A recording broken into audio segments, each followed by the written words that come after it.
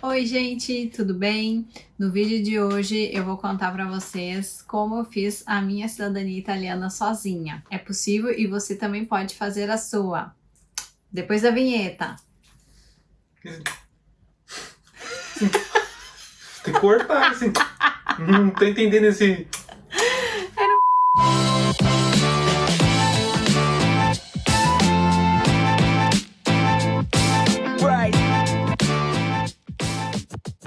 Então, vamos lá. Primeiramente, para organizar então o meu processo de cidadania na Itália, eu precisei então organizar os documentos, né?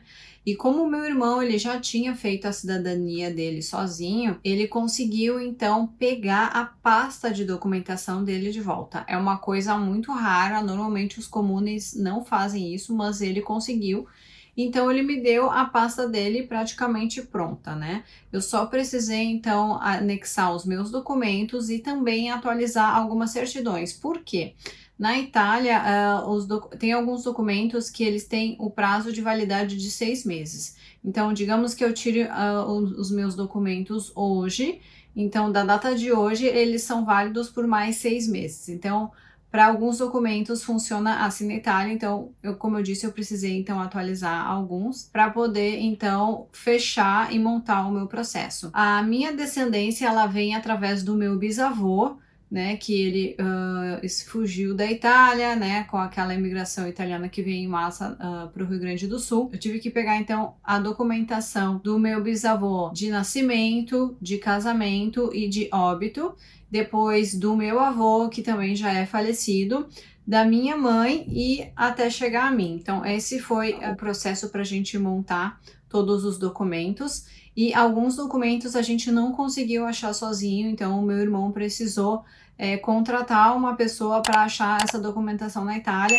Isso há muitos anos atrás, né, gente? Porque hoje é bem mais fácil conseguir. Inclusive, eu já ajudei algumas pessoas a encontrarem a documentação. Simplesmente mandando um e-mail para o Comune, você consegue tentar localizar os documentos e fazer a solicitação. Depois que eu organizei então toda a documentação para poder dar entrada na Itália, eu tive que juntar dinheiro, né, gente? Porque precisa viajar para Europa, né, para Itália, então é grana, é tudo em euro. Então eu juntei em torno de 3.000 euros para fazer, tá? Isso há mais ou menos 8 anos atrás, tá?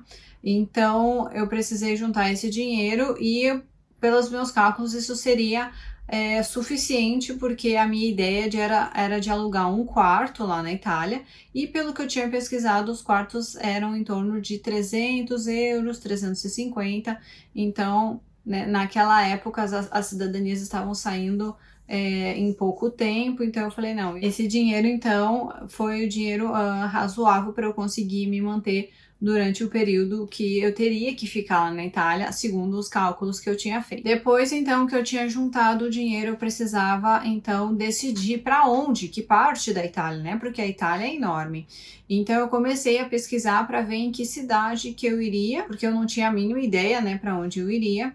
E pelas minhas pesquisas, eu verifiquei que quanto maior a cidade onde você vai ficar, mais demorado é o processo. Por quê? Porque, obviamente, tem mais pessoas, tem mais demanda, então isso, consequentemente, atrasaria mais o tempo para poder sair, né, a minha cidadania. Então, por isso, eu escolhi uma cidade do interior da Toscana para poder fazer a minha cidadania.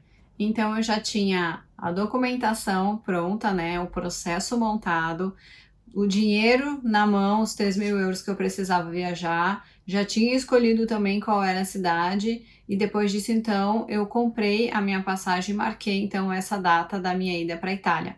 Chegando lá na Itália, a primeira coisa que eu precisava fazer era buscar um lugar para conseguir a residência. Então esse assunto fica para o próximo vídeo, não perca, até lá, tchau, tchau!